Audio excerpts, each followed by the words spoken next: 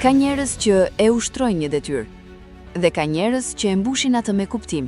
Në diplomaci, fjala nuk është thjesht komunikim, është përgjegjësi, është psikologji njerëzore, është sociologji e heshtur, është filozofi në veprim.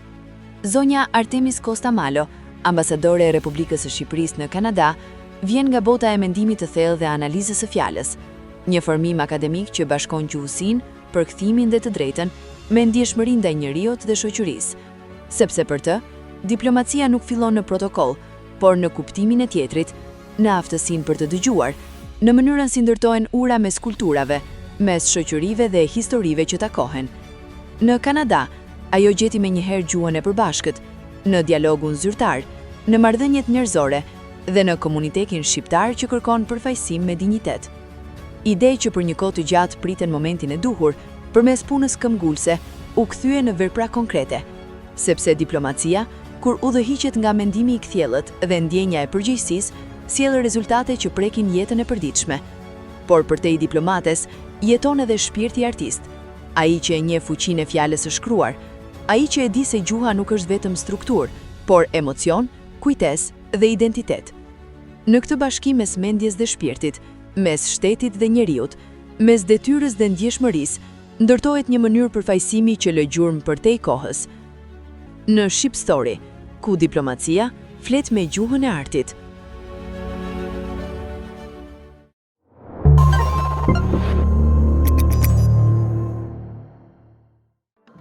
Të nderuar teleshikues të AIB TV Kanada, mirë se vini në Shqip Story. Ky emision është një hapësirë dialogu dhe analize ku profili profesional, përgjegjësia publike dhe dimensioni njerëzor bashkohen në një rrëfim të vetëm. Sot kemi kënaqësinë të bisedojmë me zonjën Artemis Costa Malo, ambasadore e Republikës së Shqipërisë në Kanada, me një profil të ndërthur akademik, politikën, diplomacinë dhe angazhimin qytetar. Zonja ambasadore, mirë se erdhët në Shqip Story. Mirë se ju gjeta, faleminderit shumë për ftesën. Jo keni një formim të gjerë akademik që përfshin gjuhësinë, drejtësinë, përkthimin dhe administrimin e të drejtës publike. Si ndikon kjo ndërthurje disiplinash në mënyrën tuaj të analizës dhe vendimarrjes zyrtare sot? Është një kombinim vërtet ashtu siç e the Gojard. Besoj dhe shpresoj shumë që unë jam përpjekur të marr më të mirën e eksperiencës time profesionale për ta kthyer dhe për ta përkthyer më pas në zbatim të funksionit e një përgjegjësie shumë të madhe që unë sot kam në emër të Republikës së Shqipërisë në një vend kaq të madh dhe kaq të rëndësishëm si Kanadaja. Ju mbani dhe gradën doktore në gjuhësi krahasuese me titullin docente. Si përkthehet mendimi akademik në praktik në vendime konkrete zyrtare diplomatike? Karriera ime në fakt ka filluar përtej diplomacisë në fushën akademike si një dëshirë e mbartur që në fëmijërinë time për të punuar me gjuhën shqipe edhe për të nxjerrë gjithë sekretet e gjuhës shqipe për të krahasuar atë edhe në një diapazon më të gjerë dhe e kam dashuruar gjuhën shqipe qysh në fillimet e mia të para të studimeve, pavarësisht se e kam parë gjithmonë në fusha krahasuese. Sot, në detyrën që unë kam, krahasuar me gjithë eksperiencën që kam pasur gjatë viteve të kaluara në backgroundin tim, unë besoj fort se gjuha vazhdon të mbetet mjeti më i mirë, çelësi më i mirë i komunikimit dhe i marrëdhënieve të një popullit me popujt e tjerë. Nëse nuk do të kishim një gjuhë të pasur dhe një gjuhë që do të na mundsonte që ne të shpreheshim sa më bukur, sa më mirë, nuk do të kishim këtë dinjitet që kemi sot dhe do të kishim kaq krenari të madhe brenda fjalës gjuhë, në cilën në fakt si shkencë më vete, kur ne mësojmë një gjuhë, mësojmë historinë, traditat, kulturën dhe gjithçka që përfshin një popull. Kështu që gjuha shqipe na ka bërë krenar sepse ka një pasuri shumë të madhe të larmishme brenda në të gjithë historikun e vet. Si autore e disa botimeve shkencore mbi gjuhën, pakicat kombëtare dhe rolin e gruas dhe barazinë gjinore, cilat nga këto tema mendoni se vazhdon akoma të mbetet e keq kuptuar në shoqëri? Duke qenë protagoniste dhe duke qenë një karakter i ardhur nga minoriteti, nga një pakicë kombëtare në Shqipëri, edhe një grua, jam bërë nën në një moshë të re dhe e kam kuptuar, si me thënë të qenit, grua në shumë dimensione shoqërore dhe familjare. Besoj se Të drejtat e grave është një çështje e cila pa diskutim që sot në Shqipëri ka avancuar dhe nuk ka të krahasuar me të kaluarën, por në fusha të ndryshme, unë akoma jam partizane e mendimin që ka nevojë për shumë punë, ka nevojë për shumë lobim, ka nevojë për shumë mbështetje. Dhe aq më tepër kur një grua vjen nga një pakicë kombëtare në një mazhorancë të një popullsie të vogël, por me një diversitet etnik të madh, siç është Shqipëria. Në Shqipëri janë njohur zyrtarisht 9 pakica kombëtare dhe kjo nuk është pak në raport me numrin e popullsisë të rezidentëve të Shqipërisë. Do të thotë që është një pozicion jo delikat, jo i pambrojtur. Në Shqipëri është i mbrojtur më së miri me ligj, me kuadër ligjor, me dispozita, me avantazhe pozitive, por nga ana tjetër unë besoj fort se këto janë grupet të cilat janë më vulnerabël në shoqëri se sa grupet që nuk i kanë këto karakteristika dhe të paktën deri në periudhën që unë kam qenë një aktiviste dhe një mbrojtëse e të drejtave të grave dhe të pakicave kombëtare, besoj se gjërat duhet që të shtyhen dhe të avancojnë më shumë, duke marrë parasysh edhe faktin që ky është një kriter edhe i Bashkimit Evropian për t'u antarësuar. Në Konventin e të drejtave të njeriut, pakicat kombëtare, të drejtat e grave, janë të drejta themelore të pamohshme për të cilat ne duhet punojmë fort. Po, siç thuhet në fakt, çdo grua që mbështet një grua ka një vend veçantë në parajs. Kështu që unë besoj shumë tek fuqia e grave me njëra tjetrën. Nga viti 2019 deri në vitin 2021 ju keni shërbyer si deputete në Konventin e Shqipërisë, duke qenë dhe antare e Komisionit për Sigurinë Kombëtare, Integrimin Evropian, Ekonominë dhe Çështjet Ligjore, Administratën Publike dhe të Drejtat e Njerëzit. Çfarë ju dha kjo përvojë në kuptimin e funksionit të shtetit dhe përgjegjësisë publike? Të qenit antare disa grupeve, disa komisioneve parlamentare, gjithë eksperjenca, gjithë paketa ime në parlament ka qenë një mësim përtej çdo mundësie edukative në një universitet dhe një fakultet të caktuar, sepse gjërat kanë qenë shumë intensive. Ne kemi përjetuar në të njëjtën kohë si grup parlamentar dy fatkeqësi shumë të mëdha në Shqipëri, ajo e tërmetit dhe të njëpasnjëshëm dhe pastaj periudha e pandemisë. Unë kam mësuar që të qenit në një grup pune me një shpirt ekipi është e vetmja mënyrë për të zgjidhur gjërat dhe për të çuar gjërat para. Ne ishim shumë të bashkuar, të gjithë si grup parlamentar edhe të gjithë si padyshim në atë periudhë padyshim bindjeve dhe drejtimeve politike. Shqipëria u bë bashkë dhe ne ishte e vetmja mënyrë që të përballonim ato sfida kaq të mëdha që nuk ishte në dorë të askujt, fatkeqësia natyrore dhe pastaj pandemia na erdhën krejt papritur, po ja dolëm shumë mirë, u menaxhua situata në mënyrë perfekte, madje ne ishim një shembull gjatë Covidit, edhe për shtetet e tjera, për mënyrën se si u izolua Shqipëria menjëherë dhe se si u morën masa për vaksinimin, për t'i ardhur në ndihmë familjeve në nevojë, familjeve të cilat nuk ishin mundësi që të ndihmonin as në mënyrë financiare sigurisht, po edhe për të ushqyer veten e tyre në atë periudhë. Ne kemi qenë shumë të organizuar, jemi ndarë në grupe sipas zonave. Më kujtohet edhe në kohën e tërmetit ne kemi qenë në Durrës në terren, jemi ndarë tek zonat më të prekura të gjithë dhe jemi përpjekur që të sigurojmë në këtë fazë kemi pasur edhe një ndihmë shumë nga diaspora.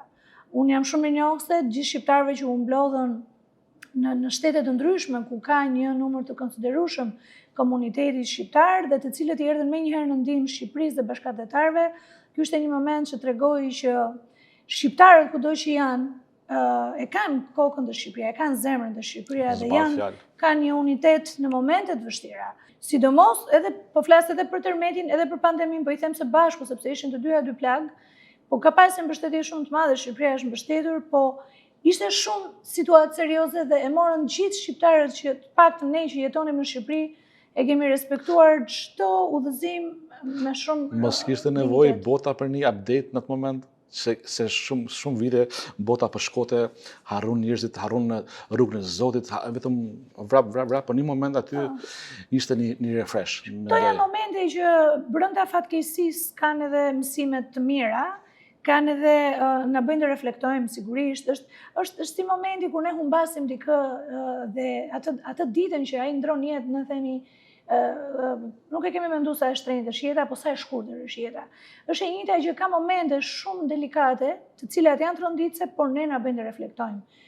Kështu që unë mendoj se Shqipëria reflektoi me unanimitet dhe me shumë seriozitet.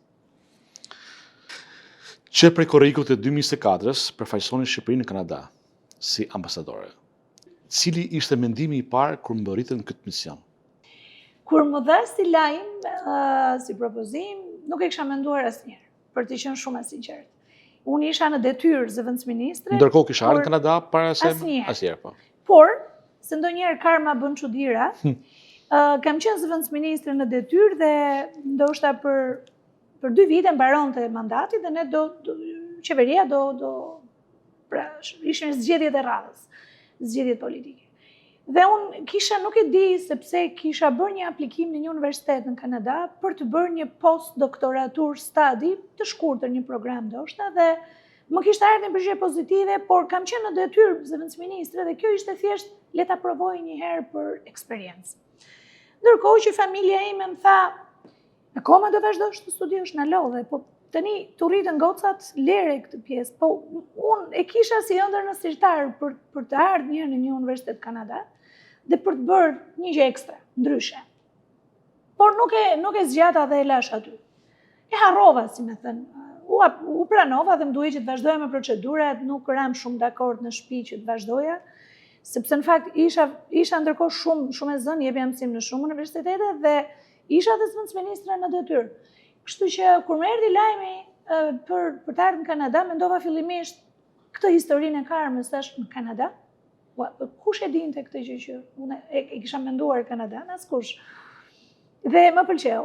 Nga ana tjetër, për mua ishte mandati i dytë si zëvendësministre dhe unë e njeh politikën e jashtme, kisha punuar me kolegët e mi ambasador si zëvendësministre ndër vite dhe e dija se çfarë ishte si detyrë, por nuk njihja në nivel mikroteknik dhe nuk njihja shtetin.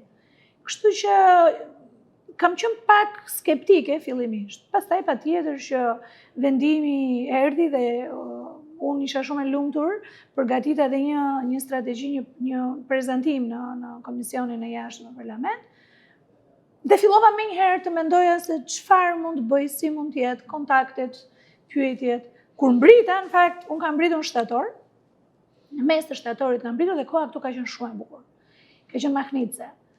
Dhe aty fillova të qesh me ato që kisha dëgjuar që do ngrish, është shumë ftohtë, shkon -30, merr masa, thash do jetë në 10 orë, ashtu siç më kanë thënë, po sot po gjej një Kanada shumë bukur, Ottawa ishte shumë e bukur.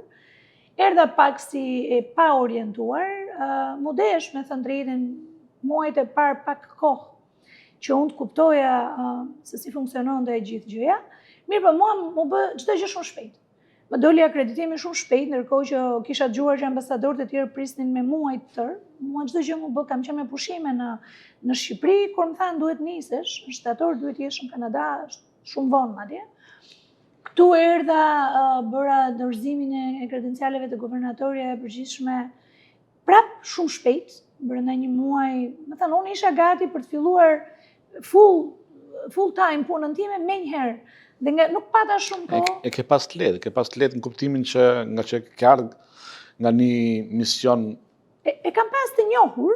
Nga ministria, do të thënë. Po, vija nga një ta fush, pra nuk vija nga diçka krejt ndryshe, le të themi. Për bujqësinë, për shembull. Po, por nga që më erdhën shumë shpejt, kjo është dhe një gjë shumë e mirë, në fakt se nuk më la shumë kohë që të stresohesha, të mendoja gjëra që mund të më pezmatonin.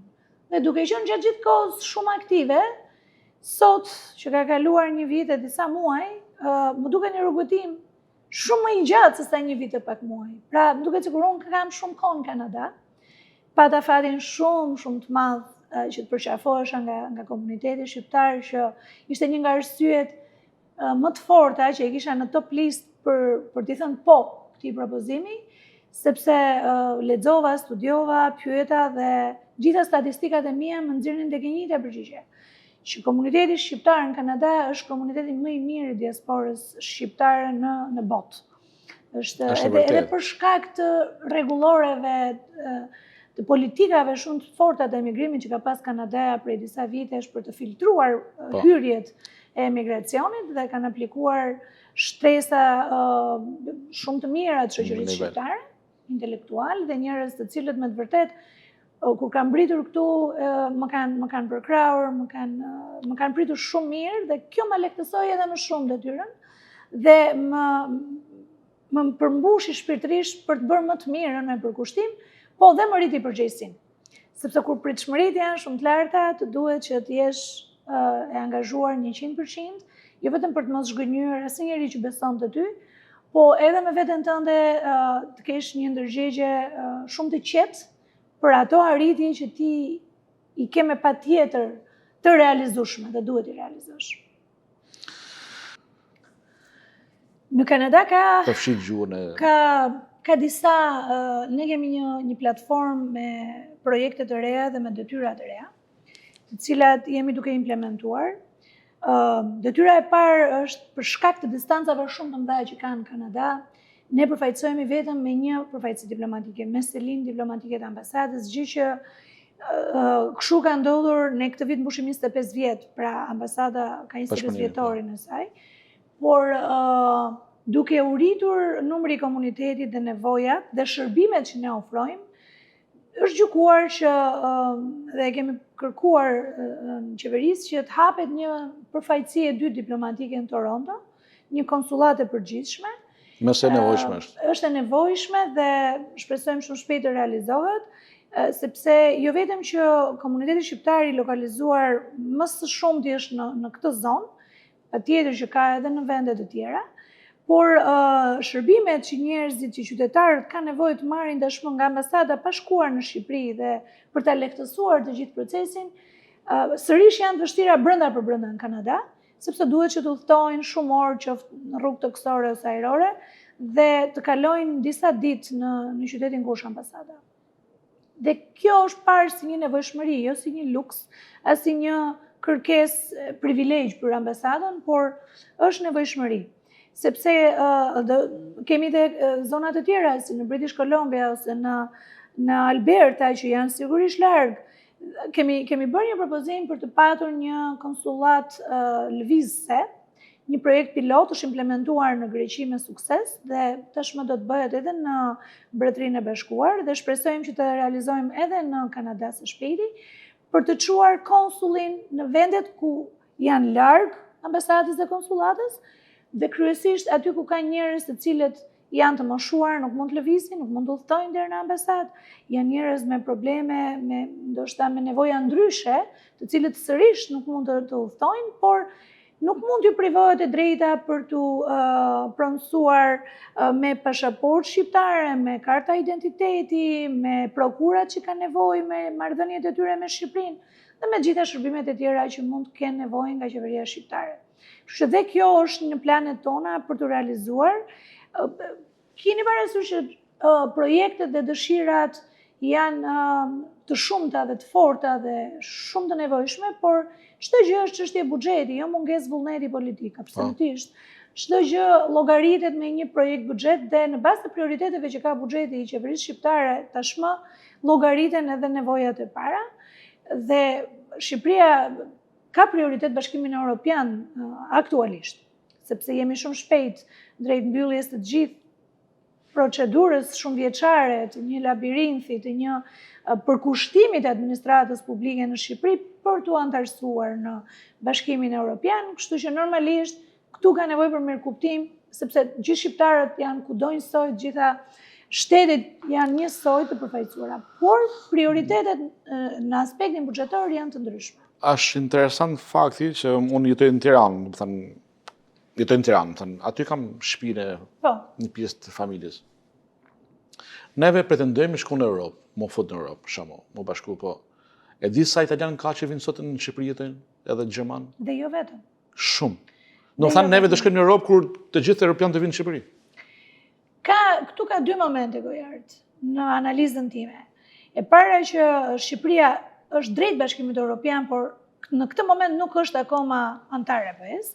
Dhe të gjitha shtetet europiane, unë këtë e kam thënë edhe me autoritetet kanadeze dhe me shqiptarët e Kanadas, për sa kohë nuk i është akoma shtuar grupit të shteteve të Bashkimit Evropian, është një potencial shumë i mirë për të përgatitur investimet e reja nga të huajt, të cilat janë duke u shtuar gjithmonë, platformat e reja, bashkëpunimet e reja, dhe pastaj ti je gati, kur ti e ke përgatitur, sepse çdo gjë do kohën e vet. Dhe unë i kam ftuar të gjithë investitorët që kanë dëshirë dhe kanë shprehur interes dhe vëmendje për Shqipërinë, për t'i kthyer sot në Shqipëri dhe për të bashkëpunuar. E njëjta gjë ndodhet edhe me shtetet europiane. Nga ana tjetër, Shqipëria mund të jetë një shtet i vogël, por nuk është i vogël në potencial dhe as në pozicionin strategjik që ka në aspektin gjeografik. Shqipëria është parajsë. Shqipëria është në zemër të Europës. Shqipëria mund të kap çdo kryeqytet evropian në një kohë shumë të shkurtër që ne këtu në Kanada nuk e kemi këtë luks brenda Kanadas. Ti nëse udhton nga Tirana, ti maksimalja në çdo shtet, në çdo kryeqytet e ke largësinë më të madhe 2 orë me avion. Këtu nuk e kemi as nga një qytet në një qytet. Pra, është shumë e vështirë për të udhëtuar, po kjo duhet shfrytzuar sepse njerëzit që janë kthyer ose njerëzit e huaj që jetojnë në Shqipëri tashmë kanë eksploruar gjëra që nuk i kanë në shtetet e tyre. Dhe po përpiqen që ta shfrytëzojnë këtë gjë për mirë në interes të tyre, po edhe për të zhvilluar ekonominë e Shqipërisë nga ana tonë. Në marrëdhëniet Shqipëri-Kanada, mendoni se ka ende potencial të pashfrytëzuar? Patjetër që po, ka shumë. Ne këtë vit e kemi quajtur viti i rinisë dhe i ekonomisë, ose më saktë i ekonomisë dhe rinisë, sepse diplomacia ekonomike akoma nuk është në nivelin e dur midis dy shteteve tona, dhe jemi duke punuar fort me qoftë edhe me nivelin privat të dhomave të tregtisë ose të bizneseve, nga të dyja palët tona, po edhe në instancat zyrtare dhe autoritetet shqiptare, të cilat sot ofrojnë shumë facilitete për investim. Dhe ne po përpiqemi që këtë gjë ta prezantojmë, sepse këtu mungon informacioni. Ka shumë edhe shqiptarët Kanadas, po edhe kanadez ose ndërkombëtar që jetojnë në Kanada, të cilët kanë shfaqur interes pranë ambasadës, sapo ju ka kapur syri ose veshi një informacion të vogël për Shqipërinë. Dhe jemi duke organizuar disa forume biznesesh, turizmi. Tani në mars do të marrim pjesë edhe në forumin botëror të minjerave, sepse Shqipëria ka shumë burime natyrore, të cilat ka nevojë për të shfrytzuar mirë dhe jo në mënyrë kritike. Dhe panairet e biznesit që ne kemi bërë kanë treguar se edhe në Kanada ka interes për të futur produkte shqiptare, po edhe Kanadaja ka interes për të investuar në Shqipëri. Dhe me linjën e re ajrore, kjo gjë edhe do ta lehtësoj bashkëpunimin midis dy shteteve, por unë te kjo pjesë e kam pak si zonë të nxehtë, sepse e ndjej që ka nevojë për shumë punë dhe jam duke lobuar sa më shumë dhe në mënyrë sa më intensive midis kanaleve ekonomike të të dyja palëve që të harim të nënshkruajmë marrëveshje të ndryshme ekonomike. Me që përmendet edhe vetë linjën direkte që është Kanada-Shqipëri, sa kohë negociatash dhe punë institucionale u desh për ta finalizuar këtë projekt? Prap, dua të them se këtu kemi qenë më shumë fat. Këtu e kam dirë veten të bekuar. Se kemi dalë para Amerikës? Kemi, dhe kjo ishte sfida, jo personale, sigurisht, por profesionale. Unë kam mbritur në shtator të 2024, si që përmenda, dhe në nëntor, kur pata ceremoninë e parë zyrtare për festat e nëntorit, që për mua ishte hera e parë dhe nuk e di se si e kemi realizuar në kohë rekord, aty më ka lindur kjo ide, sepse kisha nevojë që kisha dëshirë më saktë, që të kisha përfaqësues delegacione nga Shqipëria gjatë gjithë nëntorit. Mirë, po me të drejtën e tyre, më thanë është largë, është procedurë e vizave, na duhet tranzit të mbrim aty, ne për festa do jemi të sfilitur, të raskapitur, shumë e kuptueshme, sepse e pash udhëtimin tim që më shkoi rreth 25 orë. Dhe po mendohesh, atë shkoj për vit të ri në Shqipëri apo 3 këtu në Kanada në dhjetor. Dhe sigurisht që ishte viti i parë dhe më duhej të bashkohesha me pjesën tjetër të familjes, dhe ishte viti i parë që isha larguar dhe u kthyem. Dhe kur kam qenë në Shqipëri, shumë e lodhur nga udhëtimi që patëm nëpërmjet Europës, e binda veten që unë këtë gjë duhet të realizoj sepse është infrastruktura gati. Dhe kam shkuar në Ministrinë e Infrastrukturës në Tiranë, nëpërmjet Ministrisë së Jashtme, kemi bërë disa biseda paraprake për të ushqyer me informacion, nëse është e realizueshme apo jo. Fillimisht më duhej gatishmëria e palës shqiptare, infrastruktura, dhe një studim ka interes pala kanadeze apo jo, sepse sido që tjetë ne e shikojmë të përfunduar dhe si facilitet, si lehtësim. Nuk ka shkollaj, më faqet në pres, se unë kam përjetu të udhëtoj, se unë kam jetu në Zvicër 17 vjetë, kur ka hup Zvisairi për 2 orë linë, falimentoj me Shqipërinë, është pak e vështirë, më thanë shumë e vështirë, sigurisht, sepse po flasim për një... Ose edhe Alitalia ka pas dështime. Pa tjetër, nuk diskutohet. Kompani të mëdha. Këto pastaj janë... S'po e frim energjisë negative, po... Jo, absolutisht. Për ne është mrekulli. I kemi marrë parasysh, jo ne, po kryesisht fusha e biznesit, se tani më është detyre tyre dhe benefiti tyre në të dyja rastet, ose humbje ose fitim. Kjo është një nivel teknik dhe është mikro, por unë si diplomat kisha detyrën që të lidhja institucionet zyrtare që ta avancoja si marrëveshje. Dhe mos haro, kjo është marrëveshje historike, sepse është fluturimi i parë transoceanik, pra teoceanik, për Shqipërinë. Dhe kur Ministria e Infrastrukturës në atë kohë siguroi që ne kemi infrastrukturën gati, pra pista është gati sepse është bërë për New Yorkun, dhe mund të shfrytëzohet, dhe aq më tepër dëshira dhe gatishmëria nga qeveria shqiptare ishte gjithmonë e gatshme dhe gjithmonë në dispozicion, unë mendova pse jo. Këtu pastaj luajta pak me këtë pjesën diplomatike me Kanadan, me krye negociatoren që është në drejtorinë e transportit, dhe unë dua të falenderoj publikisht sepse më është përgjigjur në mënyrë korrekte dhe ekspres. Nuk e prisja sepse kisha filluar të mendoja që autoritetet kanadeze janë të ngadaltë. Duan kohën e tyre të sigurohen, të bëjnë cross-checking. Varet kur shkapat dosën dorë. Pra duhet që ta kontrollojnë çdo detaj mirë, janë shumë të kulturuar, të mirëpresin gjithmonë dhe ti arrin të bësh takime shumë të bukura dhe produktive, por duan atë kohën e tyre dhe është nëse normale.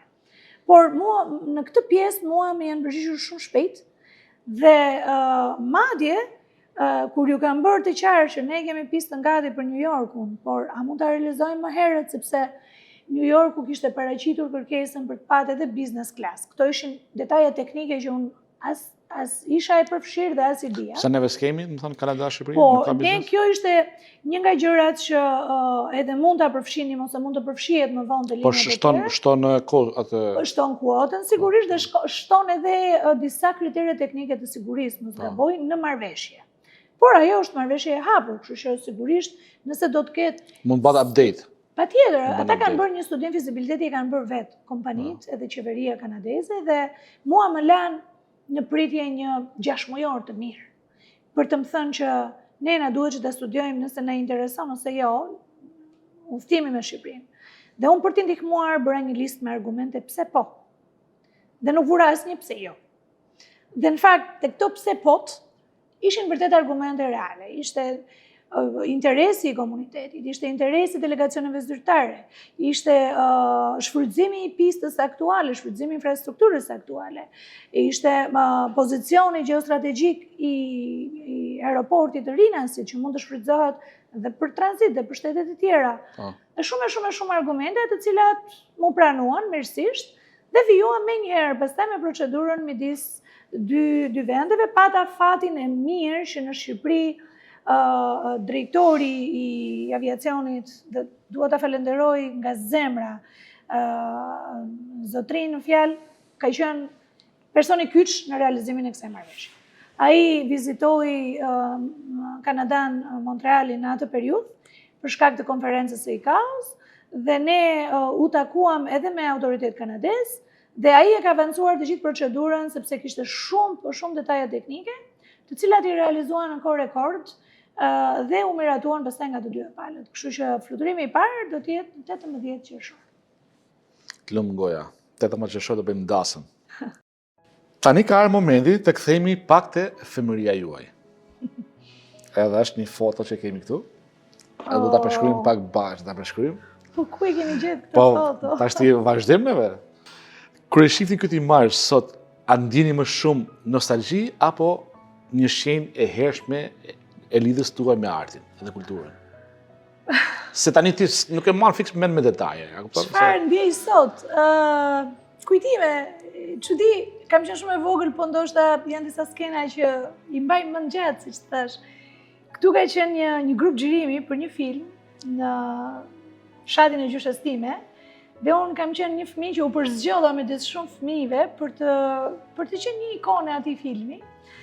Dhe na i kanë bërë, atëherë ti ke parasysh që fotografitë ishin me filma, duheshin larë, ishte një procedurë jo si sot, nuk ishin digjitale gjërat. Dhe nuk e di se pse më është fiksuar momenti kur na kanë sjell këtë fotografi në shtëpi dhe pastaj prisnim me pa filmin bardhëzi. Dhe të gjithë në shtëpi duke më gëzuar, duke më puthur që kisha dalë kështu shumë e lezetshme. Dhe unë e kam këtë në Tiranë, madje jo, e kam në Gjirokastër tek shtëpia e prindërve të mi si fotografi. Po shumë vigjilente dukesh aty, do të thonë, shikimi shumë vigjilent. Nuk e di nëse më kanë marrë me dëshira apo me zor. Ka nevojë me zbërthyer si déjà vu, domethënë si po është. Po kur më është sqaruar më pas nga prindërit e mi që edhe nga gjyshja madje, që u përzgjodha nga shumë fëmijë aty sepse ju kisha ato pamjen e një fëmie. Pra, bazoi filmi, atëherë ishte një film që tregonte historitë të shkuar. Është në YouTube film apo jo? Nuk është në YouTube. Me thënë drejtën, nuk e kam kërkuar asnjëherë si film, sepse unë interesant. Jam informuar për këtë nga fotografia në shtëpi shumë vonë nga prindërit e mi, po jam marrë vetëm me imazhin e fotografisë të një fëmie të lezetshme, të shëndetshme, për të krahasuar pastaj me kalamajt që të mitë edhe të vllait tim ndoshta, se kujt i ngjallë, kështu e kemi parë. Po, unë pyetjen që i kam bërë gjyshës ishte, pse jam e mërzitur, pse nuk jam, se kam qenë fëmijë shumë i urtë. Këtu mendime, këta mendime. Jo, ato më kanë thënë që ti nuk je mërzitur, ti kështu je kishe pamjen, ishe gjithmonë me këtë fytyrë. Po tani nuk e di, më solle një shumë kujtime më ke sjellë.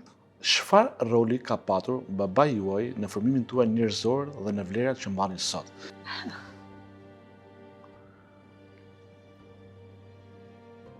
Mendoj se i ke ngjarë shumë babit me t'i parë që ke. Kështu më thonë në fakt që i ngjaj babit, jo mamit, megjithëse në disa fotografi e gjej veten edhe mamit, po dhe unë dhe i vllai ngjajmë babit. Ky ishte një burr shumë i mençur. Jo se ishte babim, po e dëshmoj me jetën e tij, me atë që la pas. Edhe me krenarin që unë çdo ditë e ndjej, e kam babin kudo. Ishte shok shumë i mirë, këshilltar shumë i mirë, dhe kishte një karakteristikë shumë të veçantë që nuk ja kisha kuptuar, po duke u rritur dhe duke analizuar veprimet e tij,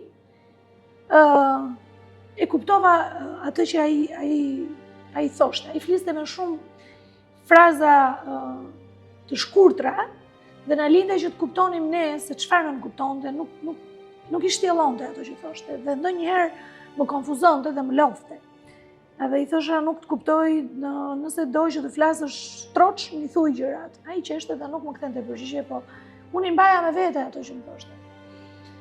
Edhe një nga gjërat që ka dashur dhe ka ndëruar gjithmonë, ai është rritur në shumë vështirësi, është rritur jetim, është rritur në konvikt, pastaj biografia e keqe ishte shumë e vështirë që për shkak të gjyshit që ju aratis në Australi, ishte shumë vështirë të fitonte të drejtën e bursës së shkollës lartë, por ai ja doli e fitoi.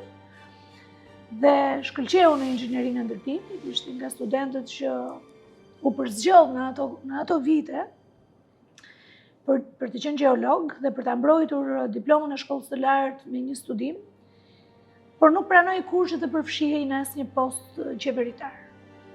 Kurrë, derisa mbylli syt. Dhe kur unë fillova që të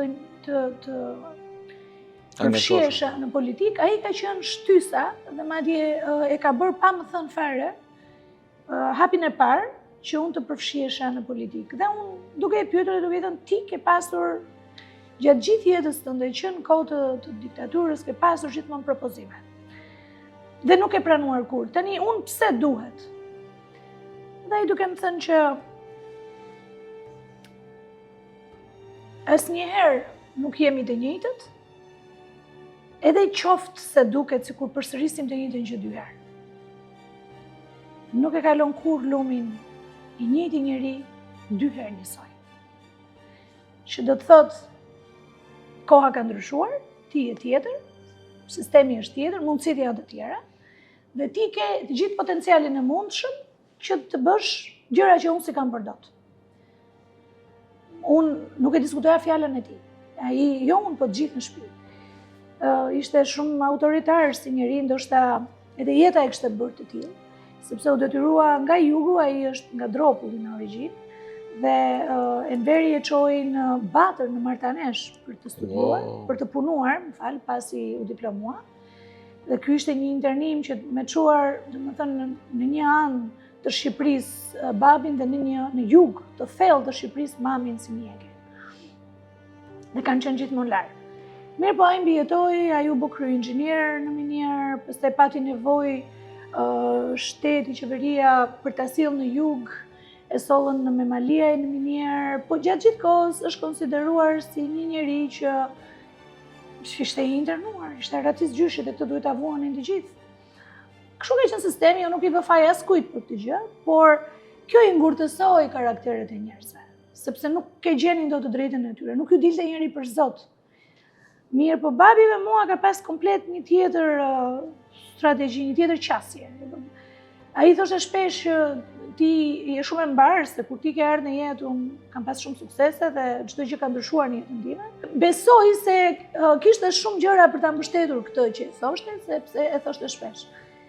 Dhe deri në ditën që ai ndroi jetë, pastaj unë ndjeva, nuk kam dash ta besoj, sepse ndjeja që e kisha diku.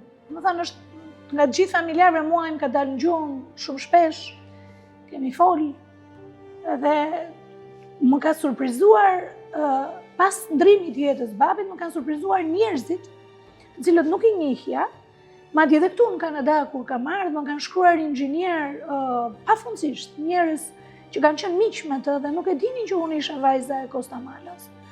Dhe për mua kjo është pasuria më e madhe, më ka bërë të ndihem dy fish e përgjegjshme për ta nderuar emrin e tij, po edhe për të respektuar të gjithë miqtë e tij nga çdo skaj i Shqipërisë, kryesisht nga pjesa veriore. Kjo më bën sinqerisht të prekem, sepse ai nuk është më në jetë, se ishte dëshira e tij më e madhe që unë të përfshihesha në politikën e jashtme. I kishte ëndër, domethënë kur unë jam emëruar zëvendësministre për herë të parë, ai ka bërë një festë shumë të madhe në Gjirokastër, ishte shumë i lumtur, sepse kishte merakun se mos politika bashkë me vorbullën e vet më merrte dhe se politika në fakt nuk është kaq e thjesht, po as kaq e shëmtuar sa ndonjëherë interpretohet. Ai e kishte të merakun që unë të bëja gjëra të bukura dhe mos kisha prioritet fitimet personale në asnjë post që merrja. Dhe vetëm këtë më ka thënë gjithmonë, ka mundësi që të qëndrosh njeri deri në fund. Kjo do jetë arritja jote më e madhe. Nëse ti nuk do të ndryshoj asnjë karrige, unë do jem prindi më i lumtur. Dhe nuk e kuptoja se normalisht nuk më bënte ndonjë efekt detyra që merrja në karakter. E shikoja si një angazhim dhe e kryeja me shumë dëshirë, po ai kishte shumë të drejtë, sepse u përballa me shumë situata të vështira, ndonjëherë edhe të rrezikshme, ndonjëherë edhe të pasgjithshme, dhe duke parë kolegët e mi se si gjëra ndryshojnë, atëherë fillova të kuptoja se çfarë në të vërtetë ai kishte dash me fjalën, kishte dash të thoshte me fjalën qëndroj njeri deri në fund. Ajo është më vështira.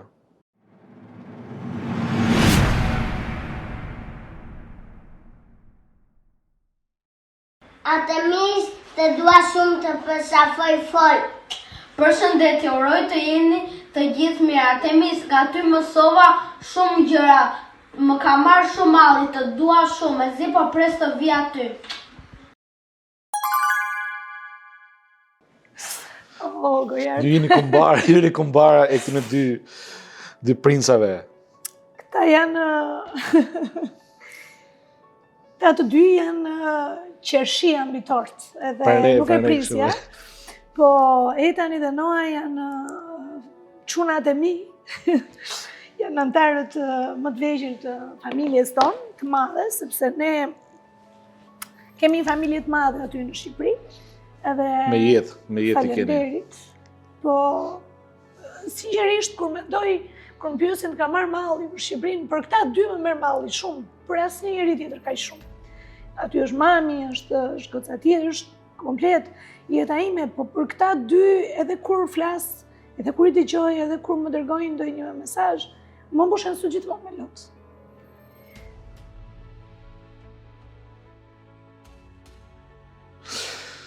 Si ndryshon ndjenja e përgjegjësisë kur e shef botën dhe të ardhmen përmes syve të fëmijëve? Kjo pastaj është kjo të lupa gjumë. Këtu të ikën. Unë jam bërë nënë në moshë të re dhe sot jam në një moment që goca ime e dytë po përgatitet për studimet në universitet. E madhja ka dalë në jetë dhe ka ato hallet dhe streset e stabilitetit të vetë, me punë të veta pas diplomimit. Dhe nuk ka gjë më të rëndësishme besoj për çdo prind, po edhe për çdo njeri kur e shikon botën nga sytë e fëmijëve, se sa frika e të papriturës, frika që ti si I rritur të lind për të mbrojtur më të vegjëlit, për të mbrojtur ata që nuk mund të mbrohen vetë, për të shmangur çdo gjë që mund t'i dëmtoj. Sigurisht kjo nuk realizohet, sepse ne nuk jemi të superfuqishëm. Dhe shoqëria tonë sot ka arritur vërtet në një botë surprize, është jo të këndshme. Jetojmë në një botë të pastabilizuar, ka shumë luftra, paqja e ka humbur stabilitetin thuajse në pjesën më të madhe të botës, dhe kur ti shikon që nuk e mundësinë dhe ato pamje që shikon nga vendet vërtet të prekura nga luftrat, nga skamja, nga sëmundjet, po ti nuk ke asnjë gjë në dorë, ti thua të vlerësoj këto që kam, sepse Zoti më ka dhënë me shumicë se dhe unë duhet që të numëroj bekimet që kam shumë herë. Po unë pra besoj se ndryshimi fillon nga vetja, sigur nga pak të gjithë të sensibilizohemi për të dorëzuar një botë më të mirë, atyre që do vinë pas nesh, do t'ja dalim deri diku. Këtë prisja. Do t'ja dalim. Çfarë urimi dhe mesazhi do t'i përcjellin sot vëllezërve dhe motrave tonë nga Kosova si diplomate dhe si shqiptare? Kur përmend Shqipërinë, nuk mund të lësh pa përmendur Kosovën. Shqipëria dhe Kosova janë një, janë bashkë. Dhe unë këtë e kam dëshmuar në çdo moment që më është dhënë mundësia, po aq më tepër kur kam ardhur në Kanada, dhe kam gjetur shqiptarët e Shqipërisë dhe shqiptarët e Kosovës, po pse jo dhe të Maqedonisë Veriut ose të Malit Zi, po pa dallim të gjithë bashkë. Besoj se shembulli I komunitetit shqiptar në Kanada duhet përcjell si shembulli më I mirë I unitetit tonë kombëtar. Jam shumë krenare që kam edhe kolegë, edhe ambasadorin e Kosovës, edhe konsulin e përgjithshëm të Kosovës, dy kolegë të shkëlqyer, të cilët gjithmonë janë bashkë dhe ne jemi me duart I njëri tjetrit, dhe kjo dëshmon se ne jemi një kombë shumë I fuqishëm. Kosova jonë e vogël, në moshë është e vogël, por në fuqi është shumë e madhe. Ka shumë nevojë për mbështetjen e motrës madhe ose e nënës së Shqipërisë. Që do të thotë që ne e kemi prioritet dhe do vazhdojmë ta kemi në çdo tezë diplomatike, dypalshe, shumëpalshe, në arenën ndërkombëtare, në gjitha organizata ndërkombëtare, kudo që ne aderojmë si shtet, të aderojmë si kombë, që do të thotë mbështetja që duhet dhënë Kosovës është maksimale dhe pa kushte. Unë dua t'ju uroj gjithë bashkëdhetarëve, gjithë bashkombësve tanë, ta gëzojnë edhe këtë ditëlindje të radhës, janë duke u rritur tashmë në moshën e adoleshencës si shtet, dhe kjo do të thotë që po hedhin hapa të sigurt, dhe uroj më të mirat për ta kudo që ndodhen nëpër botë, por kryesisht shqiptarët e Kosovës që kemi midis nesh në Kanada, me të cilët jemi duke bashkëpunuar në shumë evente dhe në shumë fusha, dhe na bëjnë krenar dhe janë shumë aktiv, të kudo gjendur dhe kudo krah për krah me shqiptarët e rajonit ose edhe të zonave të tjera. Uroj nga zemra të kenë familjet e tyre plot begati, plot shëndet, arsyet e emigrimit nga Kosova të jenë të largëta në memorien e tyre, dhe ato brengat dhe plagët që mbartin në familjet e tyre, në njerëzit që kanë humbur, të gjejnë forcën që këtu në Kanada t'i lehtësojnë, t'i ëmbëlsojnë sa do pak, sepse këtu është një vend i mundësive, dhe kanë shkëlqyer në çdo fushë ku ata janë angazhuar dhe në kanë bërë krenar, dhe uroj që të jemi gjithmonë bashkë, dhe t'ja tregojmë këtë shembull edhe botës edhe shteteve të tjera që nuk kanë arritur që të kenë këtë unanimitet dhe këtë vllazëri që kemi ne, si dy shtete si motra, po me një komb. Një komb, një gjuhë.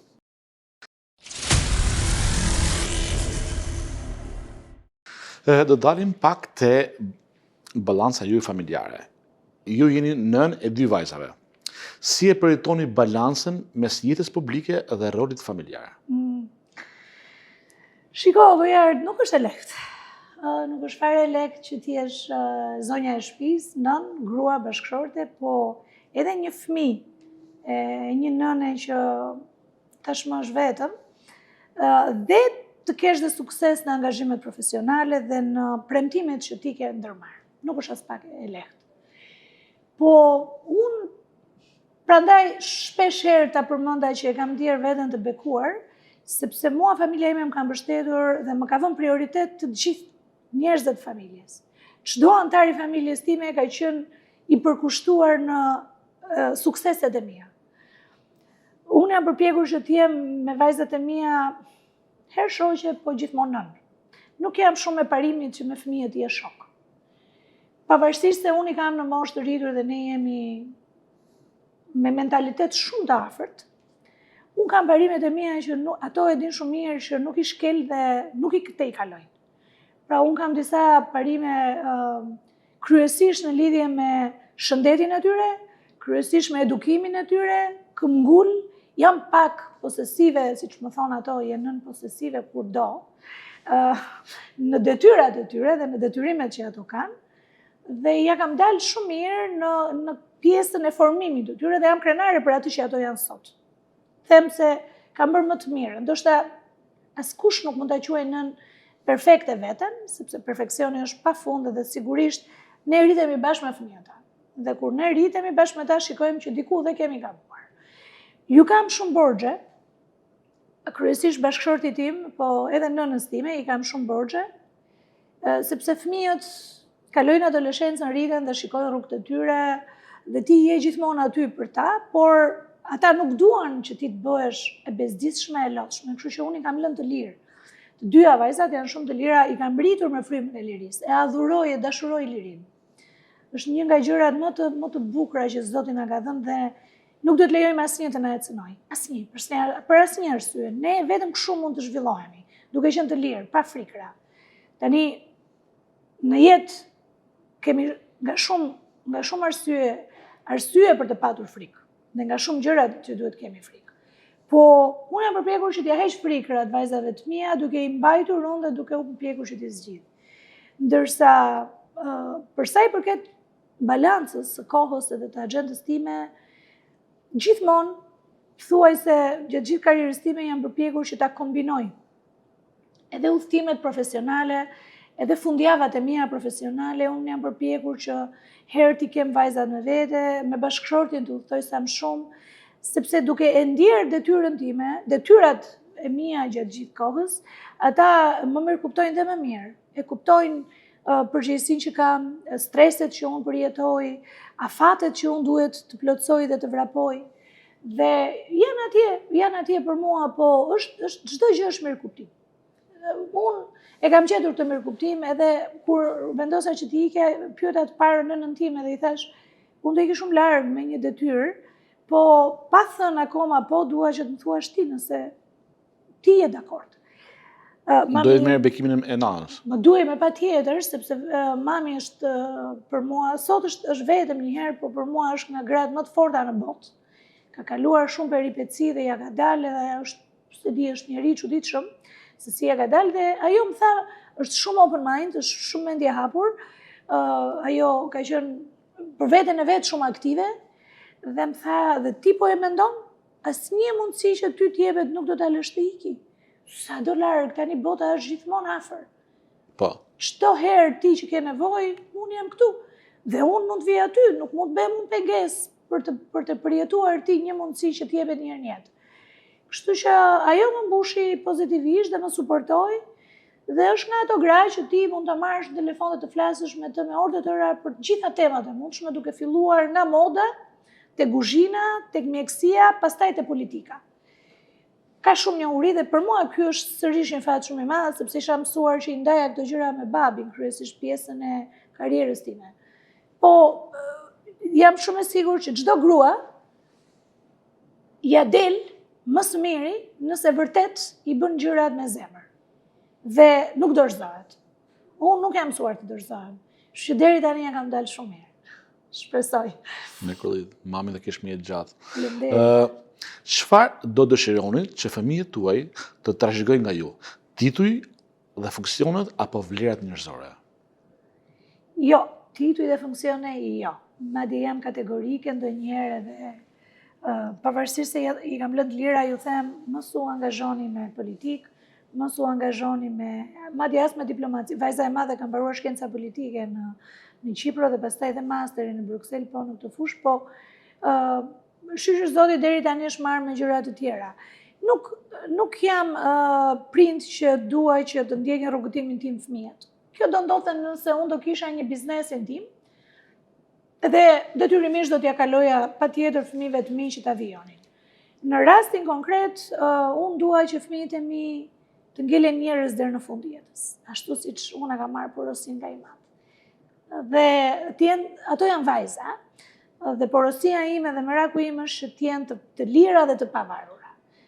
Pra ato duhet që të fitojnë dignitetin e tyre, pozicionin e tyre në shoqëri vetë, me këmbët e tyre, dhe pastaj çfarë ka rezervuar fati për të dyja, për të ndarë jetën e tyre, është tjetër gjë, është zgjedhje e tyre. Por fillimisht duhet të formohen, të marrin të gjithë nevojën për të patur imunitetin e tyre shoqëror edhe profesional, dhe të ngelen njerëz të dyja deri në fund. Nuk uroj asnjë gjë tjetër nga unë. Ajo që unë kam merak që do doja shumë që të dyja ta kishin nga unë është, unë jam pak e varur nga librat. Kam një listë gjatë çdo vit që duhet që me patjetër ato libra t'i lexoj që përzgjedh, dhe filloj 2 libra në të njëjtën kohë, një e mbaj në zyrë dhe një e kam në shtëpi. Atë që kam në zyrë e kam gjithmonë të ka lidhje me profesionin, dhe atë që kam në shtëpi e kam për meditimin tim, për udhtim, se për mua çdo libër është udhtim. Dhe udhtoj darkave, fundjavave, dhe kur udhtoj fizikisht, realisht, e kam gjithmonë me vete një libër. Ato nuk e kanë të gjë sepse sot bota është kthyer digjitale. Dhe i bien më shkurt. Shikoj një film në Netflix dhe ai është një libër. Shikoj një histori në YouTube dhe ai është prapë një libër. Po sot ka dhe audiobook. Ka dhe këtë do thosha, ato e kanë në telefon një libër dhe mbaroj, i bien shkurt. Unë jam pak më tradicionale te kjo pjesë, e du librin konkret, të printuar. Ashtu jam dhënë. Dhe ashtu më shijon, ashtu e kuptoj. Ka ma fokus, kur ma shënime. Mbaj shënime gjithmonë. Ti kur je në audio s'ma do shënime. Patjetër, po. Dhe nuk ndoshta ky është botë kuptimi i rinis. Kështu funksionojnë dhe shumë mirë. Unë tek ajo fushë nuk kam shkëlqyer ndonjëherë, tek pjesa e digitalizimeve dhe të teknologjisë, dhe jam shumë koshiente për të gjë, por mjafton që ato të marrin kulturë të shumëanshme nga çdo gjë. Dhe tani jemi në përfundim. Para se ta mbyllim këtë emision, do doja një pasqyrë çfarë projektesh ka ambasada, të paktën deri në qershor. Deri në qershor, në rregull, po ne kemi një listë. Se na duhet të marrim sa informacione. Kemi shumë projekte në Tryezë. Jemi duke nxjerrë një kalendar i cili çdo ditë edhe pasurohet, sepse na vijnë, unë kam krijuar një ekip fantastik. Jam shumë e lumtur me ekipin që kam në ambasadë. Janë çuna dhe goca kryesisht goca, po kemi edhe një djalë, me shumë ide, me shumë frymëzim, kanë lirshmërinë e të shprehurit dhe unë funksionojnë në shpirtin e ekipit, në team spirit, si quhet në anglisht, dhe i quaj gjithë barabartë aty, ne jemi kolegë. dhe ato kanë lishmërim për të shprehur, për të përmirësuar, nuk mërzitemi kur korrigjojmë njëri tjetrin. Aktualisht, po punojmë me promovimin, për ta maksimizuar promovimin e Shqipërisë në rrjetet sociale me shumë rubrika, duke filluar me rubrikën Arti Shqiptar, që ne çdo javë nxjerrim një personazh të ri, jo vetëm të artistëve shqiptar në Kanada, po edhe të historikut që Shqipëria ka, që duhet njohur me brezin e ri, sepse është shumë e rëndësishme që të bëjmë lidhje të kulturës mes brezave, që të kuptojnë se çfarë trashëgojnë, pse duhet jenë krenar që janë shqiptar. Kemi çdo javë rubrikën Shqip Ken, që promovojmë nga një personalitet të suksesshëm në Kanada, dhe kjo është posaçërisht Shqiptarët munden, dhe si vjet është viti dytë, e kemi azhornuar pak imazhin edhe mënyrën e rubrikës si e nxjerrim, dhe është shumë herë më i bukur këtë vit. Gjithashtu kemi hapur një rubrikë Konsulli juaj, dhe aty do integrojmë edhe konsulenca juridike për emigracionin, me avokat, me zyrat e emigracionit në Kanada, për gjithë të sapo ardhurit, për ata që duan të vinë ose për ata që nuk kanë arritur që të bëjnë migracion të rregullt. Këtu jemi në bashkëpunim edhe me IOM-in e Shqipërisë, edhe me ambasadën kanadeze në Rom. Pra dhe kjo është një nga projektet tona shumë të rëndësishme. Gjithashtu, gjatë muajit shkurt kemi disa aktivitete edhe në kuadër të Kosovës, dhe në kuadër ky vit është quajtur viti i Kadarez dhe i Dritëroa Gollit, sepse që të dy kanë 90 vjetorin, kështu që ne kemi disa aktivitete në emër të këtij titulli. Kemi platformën Now, për cilën jam shumë krenare, sepse është një iniciativë të rinjve shqiptarë në Kanada, kryesisht edhe të stafit të ambasadës, po këtu dua të them që ka qenë një shtys edhe vajza ime e vogël, e cila e inspiroi të gjithë të gjën. Dhe pavarësisht se ajo do iki shumë shpejt nga Kanadaja me studime, po e ka lënë disa gjurmë vullnetare në ambasadë. Disa punë shumë bukura i kemi dhe prej saj, që janë komplet 100% idetë e veta të pandikuara nga asnjë, dhe ne ja kemi mirëpritur. Ajo bëri ekspozitën vitin që kaloi. Bëri ekspozitën, ajo ka ideuar Shqipkenin, ajo ideoi dhe Now. Po do vazhdojë Shqipken edhe... Shqipken do vazhdojë, ajo i ka ideuar, po ne pastaj me bordin e ambasadës i kemi implementuar dhe i kemi vazhduar të gjitha vetë.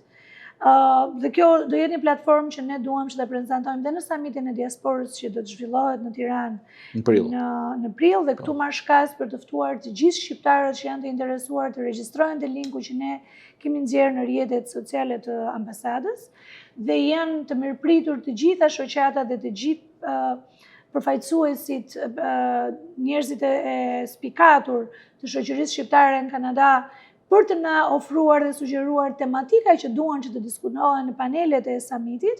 Kjo është një kërkesë që vjen nga qeveria shqiptare dhe ne do ta shpërndajmë edhe në postën elektronike që kemi me të gjithë grupet e ndryshme bashkëpunëtor të ambasadës.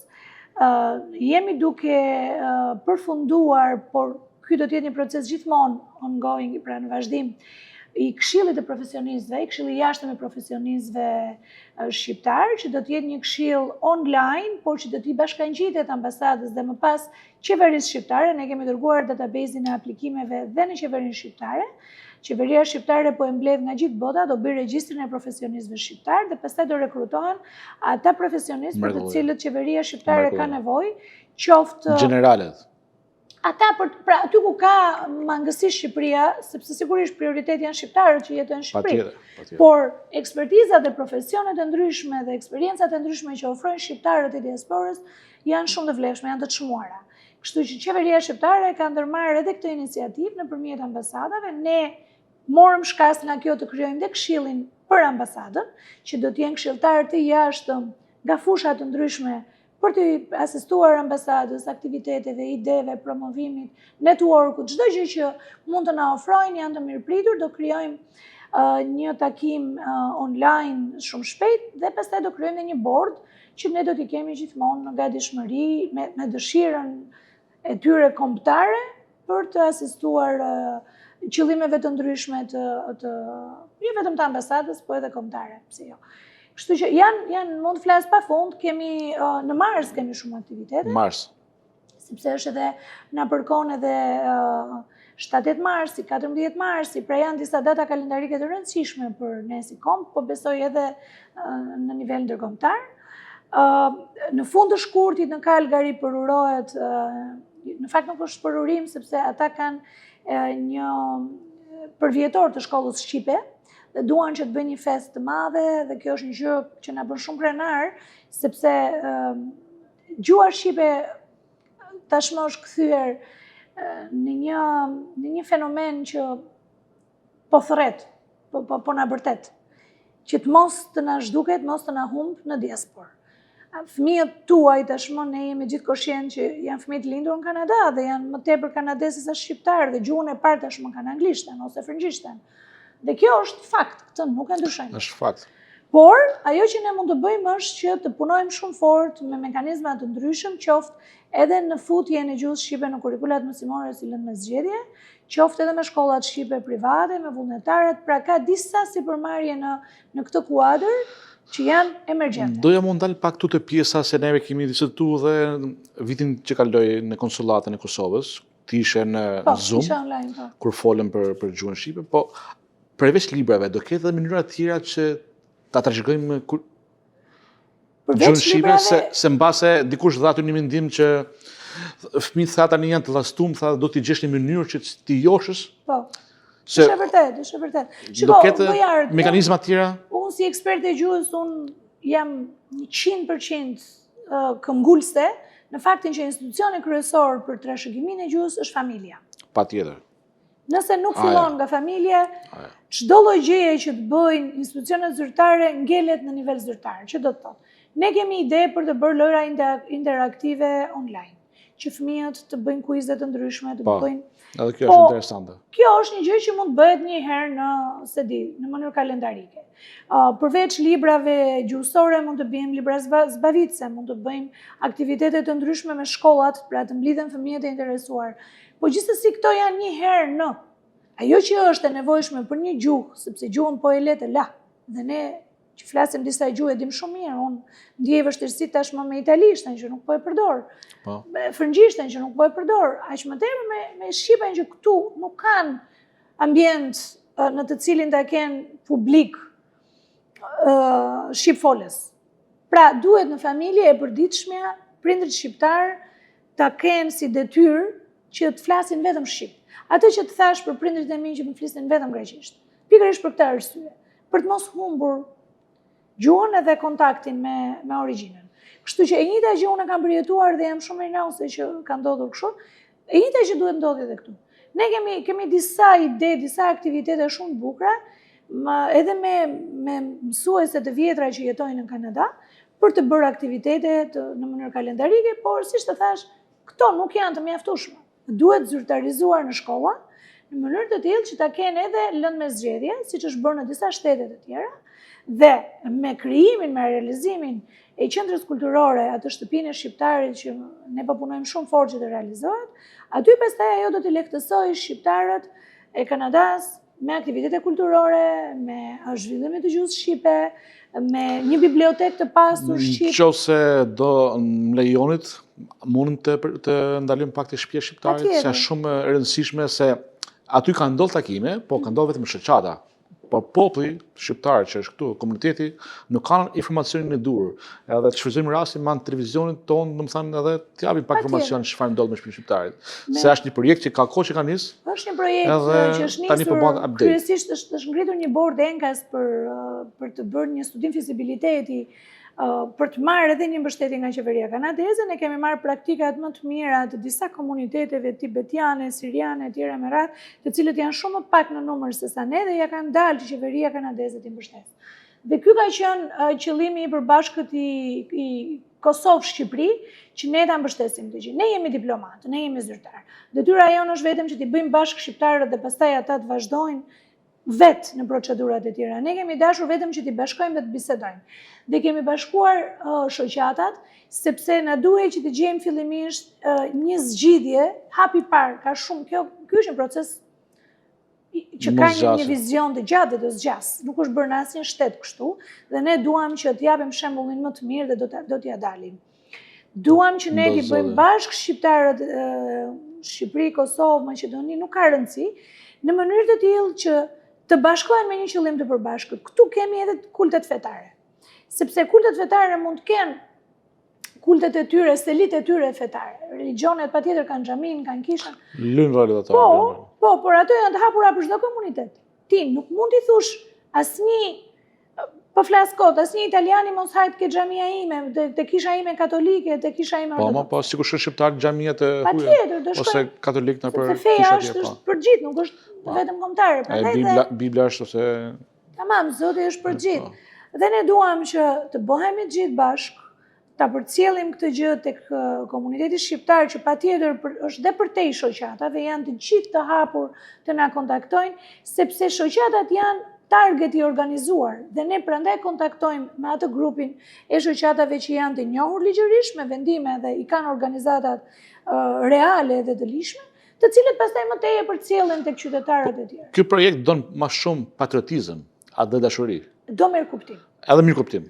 Besim, transparencë, patjetër. Sepse këtu bëhet fjalë edhe për një efekt të madh financiar dhe pastaj nëse këto nuk i kanë të treja këto kritere, nuk do të mund të administrojnë edhe sigur të realizohet, dhe sigur të merret një mbështetje nga qeveria kanadeze dhe ajo të blehet, të ndërtohet, të implementohet ai projekti shumë i bukur që është krijuar, nuk do munden të administrojnë nëse do kenë bashkëpunim. Po, ajo dhe ishte mrekulli se sikur po ndodhi tani me fluturime direkte në Kanada, Shqipëri, që mund të ketë zili Amerika, shqiptarët e Amerikës. Do kenë zili shumë në vendet e shtetet tjera, do thonë që të ndodhi kjo lloj e kam tentuar deri diku, kur kam qenë zëvendësministre, kisha një informacion për disa shtete që është arritur deri diku të kenë nga një godinë të vetën, po nuk ka këtë lloj filozofie që ne përpiqemi që të bëjmë në Kanada. Është implementimi i një qendre të plot multifunksionale për komunitetin shqiptar, që mjafton të kenë mirë kuptim me njëri tjetrin, të kenë pak tolerancë me njëri tjetrin, se shqiptarët kanë edhe një kusur që herë mirë, herë keqe, jo, jemi të gjithë protagonistë, jemi të gjithë në vijë të parë, nuk e pranojmë rreshtin e dytë dhe kemi të gjithë ide shumë të bukura. Kemi ide. Si ajo puna më shumë kokosh. Kemi ide, po. Kështu që duhet të gjendet një rrugë, jemi shumë mirë deri në fazën që po diskutojmë me shoqata, do ngrihet një bord, do vendoset se si do të vijojnë. Pra, çdo gjë tashmë është në duar të vendimarrjes të përfaqësuesve të komunitetit. Po, akoma nuk kanë një lokomotiv që e udhëheq këtë projekt. Ka një lokomotiv? Duhet të ngrihet një bord i përzgjedhur me vota nga të gjithë, sepse ne detyra e institucioneve, pra si diplomat, është vetëm dëshira për t'i unifikuar, vetëm dëshira për t'i përbashkë. Kaq për te i kësaj ne jemi bek, nuk jemi bëjmë pas. Nuk vazhdojmë dot ne më tej. A nuk mendon se mbase nuk ka përfaqësues në shoqat, po ka jashtë shoqatave njerëz goxha me nivel që mund t'japin dorë në këtë. Patjetër, po këtë po nuk kanë informacion. Informacioni është gjithmonë i hapur dhe janë të mirëpritur të na kontaktojnë sepse ne nuk kemi. Për shpinë shqiptarët shumë pak mund të kenë informacion. Ne nuk kemi mundësinë një mekanizmi që të hulumtojmë se kush mund të ketë interes. Prandaj dhe themi, bëjmë gjithmonë thirrje dhe themi në emailët tona, në telefonat tona, në rrjetet tona sociale, kudo na kontaktojnë dhe na thonë, duhet më shumë informacion për këtë gjë. Dhe pastaj nëpërmjet shoqatave mund të bëhen mund të bëhen se të cila shoqat mendon dhe gjykon se cili jo në kuptimin e antarësimit të shoqatës, po të qasjes, sepse duhet një organizim, duhet një mekanizëm që ti të futesh në të gjithë të pjesë të informacionit, se nuk mund të vi informacionin në shtëpi vetë. Është shumë interesant fakti se kjo gjëja më duket si projekt shumë i madh, shtëpia shqiptarit. Por në Hamilton e nisën dhe e përfunduan, pa bë të madhe. Nuk është i njëjti koncept, është kjo që të thash. Ka goxha sipërfaqe. Është paftueshëm për. Nuk është puna tek sipërfaqe, më kupto. Ka dhe në Australi, ka dhe në Amerikë disa, ka dhe në Zvicër, ka dhe në Gjermani. Këto janë godina të marra nga shqiptarët dhe përdoren për aktivitete të ndryshme. Kaq. Ato thonë kanë blerë në Hamilton. Mund ta kanë blerë, mund ta kenë. Shumë mirë. Domethënë nuk është ky qëllimi. Qëllimi i qendrës multifunksionale që ne dhe prandaj kemi zgjedhur, kemi menduar që të jetë Toronto, se nuk ne jemi askush që ta zgjedhim ne, është komuniteti që vendos. Ne thjesht asistojmë, po ndihmojmë. Është pikërisht projekti që ne kemi paraqitur dhe e kemi nxjerr. që këtu të jetë një qendër e madhe multifunksionale, ku mund të jepet më pas për administrim të vetë edhe me qira komuniteteve tjera. Siç e bën Greqia në Otava, Italia, Kroacia, të gjitha komunitetet e tjera në Kanada kështu e funksionojnë. Pra, është tjetër gjë si shoqat të blehet një godinë dhe ta punojnë ata, dhe ta kenë të tyre, dhe është tjetër gjë kur të gjithë bashk administrojnë një projekt i cili brenda ofron shfaqje filmash, librari, sport, aktivitete kulturore, një ambient për moshat e treta. Të rinjt mund të bëjnë aktivitetet e tyre, mund të ketë kinema. Pra, kjo është një qendër multifunksionale e të gjithëve.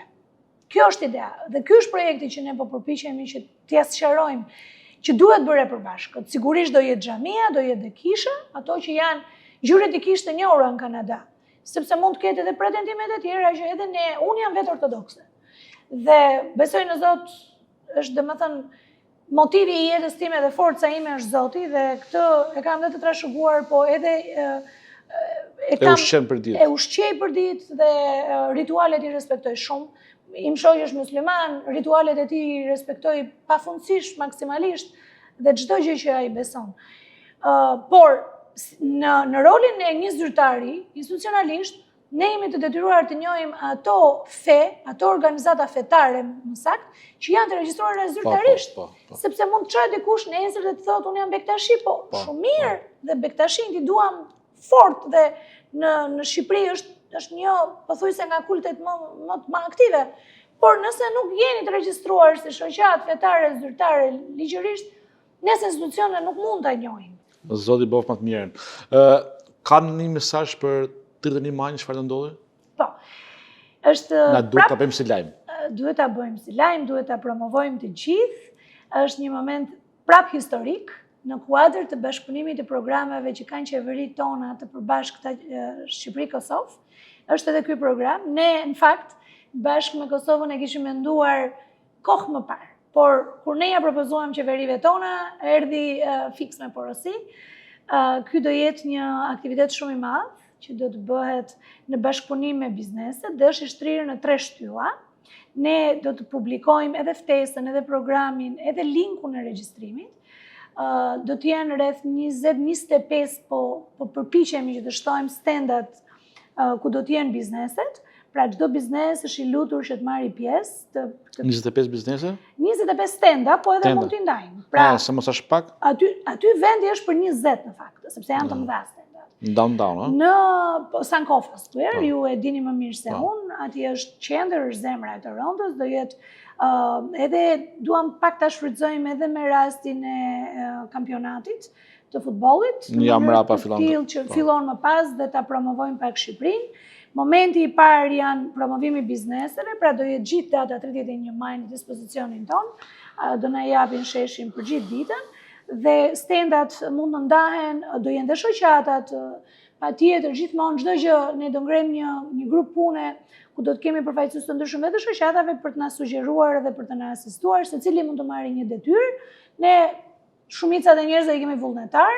Ky është një buxhet shumë i madh që ne po përpiqemi që të sigurojmë edhe nëpërmjet sponsorave, donacioneve, një pjesë mund të na mbulojë qeveria, një pjesë të dyja qeveritë, po.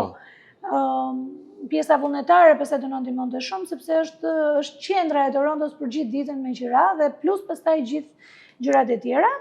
Pjesa e dytë ose më saktë shtylla e dytë është prezantimi në video wallin e qendrës të Sankofës, që ne aty kemi menduar që gjithë kohën që do na japin në dispozicion ta ndajmë me videot promovuese të bizneseve, po dhe me video nga Shqipëria dhe nga Kosova në aspektin e zbulimit turistik, edhe të gjithë zhvillimeve të shteteve tona, edhe ajo do na ndihmojë shumë edhe me audiencën më të gjerë, dhe pastaj ajo do transmetohet edhe live nga të gjitha platformat tona. Sigurisht edhe nga televizioni juaj që për ne do të jetë një bashkëpunëtor shumë i mirë, siç ka qenë gjithmonë, dhe pjesa e tretë është pjesa kulturore. Këtu pastaj na duhet jemi duke bërë një draft program, nuk e kemi akoma të finalizuar. Na duhet një dorë, një sugjerim, një mendim nga të gjithë. Duam të ftojmë disa këngëtarë nga Shqipëria dhe nga Kosova që ta ngrenë atë sallën, atë sheshin më saktë, se nuk është sallë, po stage-in aty larg, ta ngrenë me këngë patriotike, me këngë shqiptare tradicionale, po dhe moderne, për rinin. Dhe kjo pastaj të përcjellë një emocion shumë të madh për gjatë gjithë ditës që do mbahet mend dhe ndoshta arrim e bëjmë traditë çdo vit. Por le ta bëjmë një herë për herë të parë. Janë të mirëpritur vallëtarët, këngëtarët, sugjerimet nga ju që çfarë këdoni që të komunikojmë, të kontaktojmë. Dëshira ime është që të vinë të gjithë edhe nga Montreali, nga Vancouveri, nga të vinë bashkohen se kjo është diçka që punon për herë të parë. Do nxjerrim linkun sot, pra këtë ditë do dali linku i regjistrimit të bizneseve dhe ato do ndahen pastaj sipas kategorive. Këtu do pak mirë kuptim, sepse në momentin që të plotësohet numri, kaq sa na ka lënë bashkia në dispozicion, pastaj ne nuk mund të pranojmë më tepër, kur them ne flas për regjistrimet. Po unë po flas për publikun që ne intereson ta shijojmë publiku. Patjetër. Këngët, vallet shqiptare edhe çfarë ketë aty programe. Valle, kemi bërë një performancë pak a shumë me distancë kohore të disa vallëtarëve, janë të lutur dhe të ftuar të vinë muzikantët që kemi këtu, violinistë, kemi të shkëlqyer shumë talente. Kemi disa grupe vallesh, mund të vinë të performojnë me radhë se ka kohë mjaftueshme për të gjithë. Prandaj presim sugjerime që ti bëjmë në një draft program dhe pastaj ti ndajmë me të gjithë dhe të organizohemi paraprakisht, që mos ta lëmë për momentin e fundit dhe pastaj të krijohet kaos. Ekipet e ambasadës janë duke u marrë, por, siç thash, ne duam që ta zgjerojmë këtë grupin e punës edhe me përfaqësues të ndryshëm që vetë ofrohen. Do duhet dikush që të bëjë menaxhimin e stage-it, dikush që të menaxhojë artistët, dikush që të menaxhojë bizneset. Security na e ofron vetë bashkia, pra shumë detaje teknike të cilat për herë të parë po i bëjnë institucionet zyrtare, se këto punë kanë përzakonisht shoqatat, por ky është një aktivitet përtej komunitetit të brendshëm. Prandaj dhe ne duam që ta bëjmë sa më pompoz në emër të dyja qeverive, të kombit tonë, dhe t'i japim edhe Kanadas imazhin dhe dignitetin, po dhe t'i njohim me traditat në kulturën tonë. Do të ketë ushqime, do të ketë pije, tre verat shqiptare që do të hyjnë në treg në prill nëpërmjet LCBO-s edhe Bira Korça, edhe tre verat që nuk kanë hyrë ndonjëherë për shkak të politikave të monopolit të alkoolit që ka Kanadaja, po ne kemi dalë që në raftet e LCBO-s të kemi këtë vit 3 kompani të prestigjioze të verave shqiptare, dhe ata janë të gatshëm që të vinë edhe në panajër. Kështu që janë shumë detaje, shumë bukura, shumë surpriza, që ne mezi po presim të realizojmë. Mendoj se kemi folur aq bukur dhe aq mjaftueshëm sa nuk e mendova që kjo intervistë shkote kaq gjatë, po të falenderoj shumë. Ishte shpirti artist prej herë aty që domethënë e vazhdojmë kaq amël këtë bisedë. Unë uroj gjithë shqiptarëve të Kanadas gjithë mirat, të kenë begati dhe paqe në familjet e tyre, në zemrat e tyre, të kenë suksese sa më shumë dhe të shkëlqejnë, sepse me suksesin e tyre nderohemi dhe ne si kombë. Shumë shpejt unë do të jem duke publikuar një librin tim personal, i cili është një rrëfim sa personal, po aq edhe histori e tranzicionit të Shqipërisë nga një sistem në një sistem. Dhe do doja shumë të ndaja fillimisht me publikun shqiptar në Kanada dhe pastaj me atë në Shqipëri. Me shumë kënaqësi presim atë libër dhe do ta marrim përsipër dhe ta promovojmë si televizion. Faleminderit shumë. Zonja ambasadore, shumë faleminderit për këtë bisedë të hapur të thellë. Të nderuar teleshikues të televizionit ton Alp TV, ky ishte Shqip Story, emisioni ku profili publik takon dimensionin njerëzor. Faleminderit.